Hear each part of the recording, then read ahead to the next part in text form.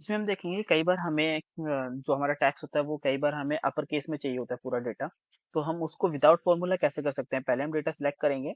Select करने के बाद हम इसका फॉन्ट चेंज करेंगे। इसको फॉन्ट चेंज से कर सकते हैं सिर्फ विदाउट फॉर्मूला।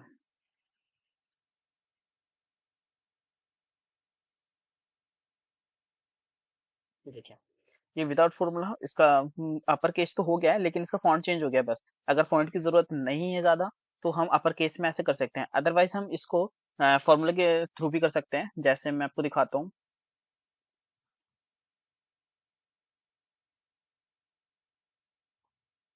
ये हमने फॉर्मूले के थ्रू कर दिया। जो बेटर लगे उसका यूज कीजिए।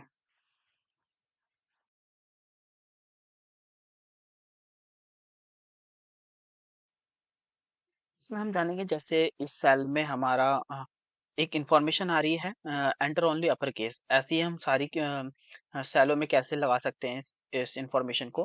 तो चलिए देखते हैं। पहले जाएंगे हम डेटा के अंदर। डेटा में जाके डेटा वैलिडेशन में जाके हम इनपुट मैसेज में हमें इन्फो डालना है। यहाँ पे इन्फो में यहाँ पे लिखेंगे जो भी मैसेज आपको देना है, एक्स वाई जेड, वो ओके कर देंगे। तो ये अब हमारा जितने भी सेल्स पे जाएगा तो सब पे पहले इंफॉर्मेशन दिखाएगा।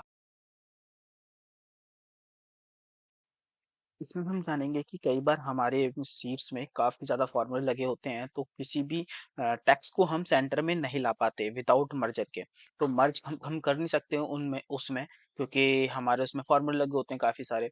तो हम ये इसमें आज ये जानेंगे कि हम विदाउट मर्जर के किसी भी टेक्स्ट को सेंटर में कैसे लगते हैं। जैसे हम इसमें डिटेल्स लिख देते हैं।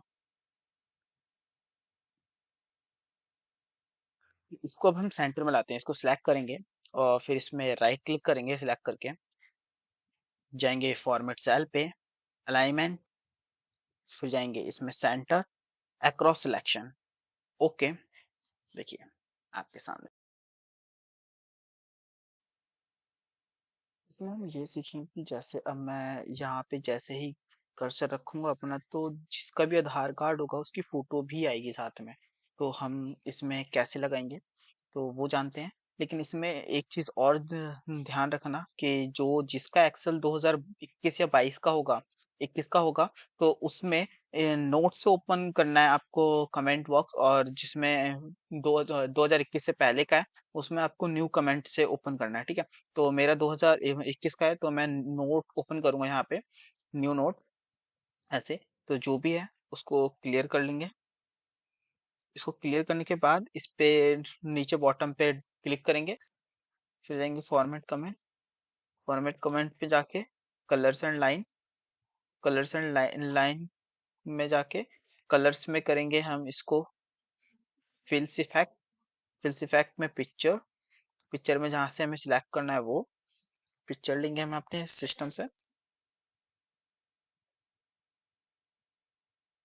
Okay, then okay.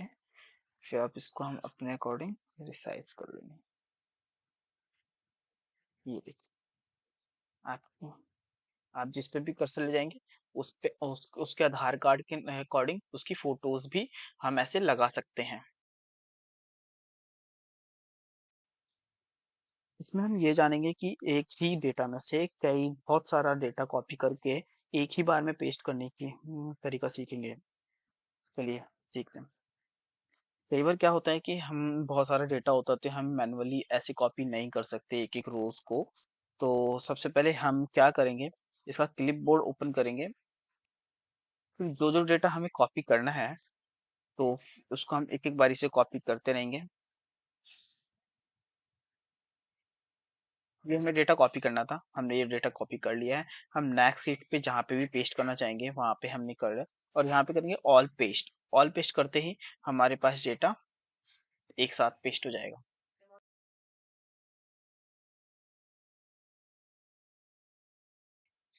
इसमें हम जानेंगे कि कई बार हमें ना प्रिंट देना होता है।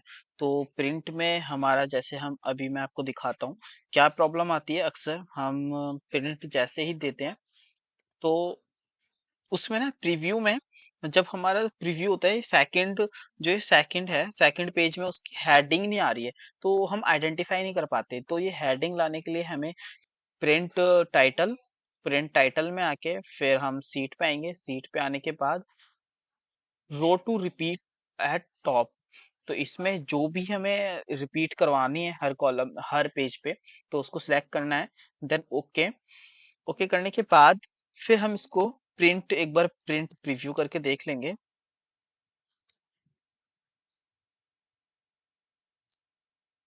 ये देखिए, इस अब हमारा सेकंड पेज पर भी अब हमारा हेडिंग आ रही है, सारे पेजों पे हेडिंग आएगी अब हमारी।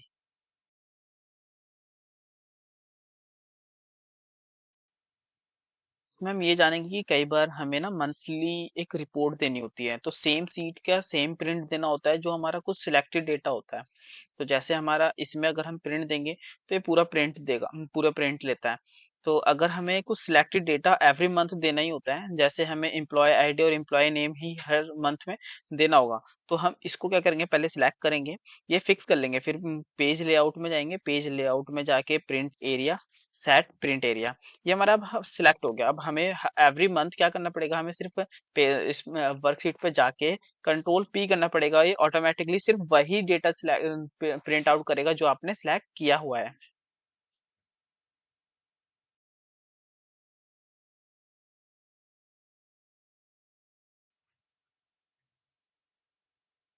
इसमें हम जानेंगे कि आज हम बहुत सारा डेटा डुप्लीकेट होता है तो उसको कैसे कन्वर्ट करते हैं यूनिक में। मतलब डुप्लीकेट डेटा को कैसे हटाते हैं। पहले हम डेटा को सिलेक्ट करेंगे। डेटा सिलेक्ट करने के बाद हम डेटा पे जाएंगे। डेटा पे जाने के बाद हम एडवांस फिल्टर पे जाएंगे। एडवांस फिल्टर पे ये आप देखेंगे, इसको टिक करेंगे। इसको टिक करने के बाद हम ओके करेंगे। ये अपने आप यूनिक कर देगा, जितना भी यूनिक डेटा होगा आपका इसमें आ जाएगा। नेक्स्ट हमारा क्या होगा, नेक्स्ट हम दूसरे तरीके से कर सकते हैं। डेटा सिलेक्ट करेंगे, रिमूव डुप्लीकेट, यहाँ से भी हम डुप्लीकेट को रिमूव कर सकते हैं। यहाँ से बता देगा आपको डुप्लीकेट कितनी वैल्यू थी और यूनिक कितनी बची है। ठीक है। तीसरा, अगर हमें डेटा जो डुप्लीकेट है उसको हाईलाइट करना है, तो उसको हाईलाइट करने के लिए सबसे पहले हम जाएंगे होम पे। होम पे कंडीशनल फॉर्मेटिंग, कंडीशनल फॉर्मेटिंग से हम इसको डुप्लीकेट जो वैल्यू है उसको हाईलाइट करने के लिए इसको देंगे, और इसमें कलर चूज करेंगे हमें कौन सा लगाना है। हमें रेड, हम रेड ही रहने देते हैं। हम ओके करेंगे, ये जितनी भी डुप्लीकेट वैल्यू को उसको हाईलाइट कर देगा। इसमें हम जानेंगे कि कई बार क्या होता है कि हमें ना डेटा होता है बहुत सारा, और हमें उस डेटा में जो सेल्स खाली होते हैं उसको एक साथ ही फिल करना होता है हमें। तो काफी सारा डेटा होने के बावजूद भी हम उसको एक साथ फिल नहीं कर सकते, क्योंकि एक एक करके टाइम करना बहुत मुश्किल हो जाता है। तो हम इसको, इसमें सबसे पहले हम इसको अगर फिल करना चाहते हैं एक साथ ही सारी सेल्स को पहले सिलेक्ट करेंगे। उसके बाद कंट्रोल जी करेंगे। कंट्रोल जी करने के बाद स्पेशल में जाएंगे, ब्लैंक सिलेक्ट करेंगे, ओके करेंगे। ये सारे ब्लैंक सिलेक्ट कर लेगा। जो भी हमें डेटा फिल करना है इसमें, तो उसको हम यहाँ पे टाइप करेंगे। जैसे मैं ए लिख देता हूँ और कंट्रोल के साथ एंटर करेंगे तो ये ऑटोमेटिकली सब में जितने भी ब्लैंक्स आ रहे हैं उसमें ऑटोमेटिक सारे लिख देगा। और ऐसे ही अगर मैं आपको इसमें बताऊंगा, हमें कलर भी कर सकते हैं इसमें। कलर सिलेक्ट करेंगे सेम सेम वे से, फिर हम इसको कलर अगर देना चाहते हैं सेल को, तो वो कलर दे सकते हैं। इसलिए ये जो भी ब्लैंक सेल होंगे वो कलर भी हो जाएंगे।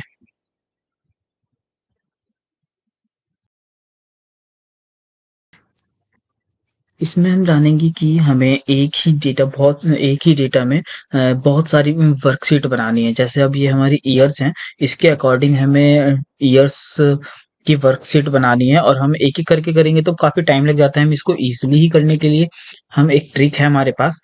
सबसे पहले हम इसको ईयर पूरे डेटा को सिलेक्ट करेंगे। डेटा को सिलेक्ट करने के बाद हम इसको पिवट टेबल में कन्वर्ट कर लेंगे। जहाँ किस कहीं पे भी क्लिक कर दीजिए, एग्जिस्टिंग सीट पे कर दीजिए। उसके बाद हम जो ईयर है उसको हम फिल्टर वाले कॉलम में ला देंगे। फिल्टर वाले कॉलम में लाने के बाद यहाँ पे आप देख रहे होंगे ऑप्शन, सॉरी, यहाँ पे ऑप्शन है। ऑप्शन में जाके शो रिपोर्ट फिल्टर पेज पे जाएंगे। ओके करेंगे, ये ईयर को सिलेक्ट करके ओके कर देंगे। ये जितनी भी हमारे ईयर्स थी वो हमारी इंडिविजुअल सिलेक्ट हो गई। लेकिन हर उसमें आपको देखना आप देखेंगे कि हर सीट में एक इस टाइप का लिखा होता है उसमें।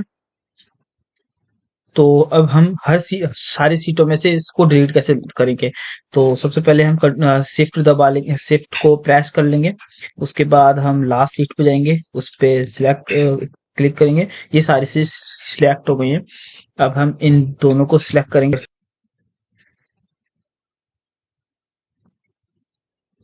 क्लियर? कॉन्ट्रैक्ट, ये अब हमारा